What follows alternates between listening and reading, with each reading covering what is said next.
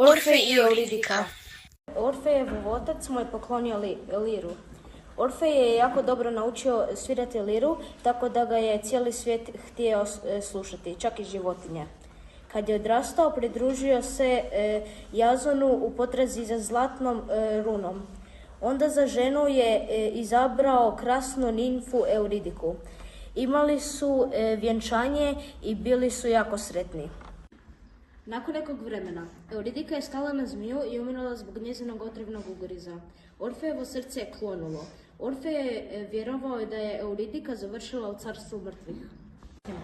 Orfej je krenuo kod gospodara podzemlja Hada da mu vrati Euridiku. Došao u čamac da prijeđe rijeku Styx u kojem se pojavio Had. Had ga je upitao što želi, a Orfej mu je rekao da želi da mu vrati Euridiku i da će mu zasvirati da mu je vrati. Had nije bio siguran što će napraviti, ali odlučio da mu neće vratiti Euridiku. Orfej začuje korake Euridike i pružio je ruku za izlaz, ali Euridika zauvijek nestaje u carstvu mrtvih, a Orfej se vraća u Trakijske šume.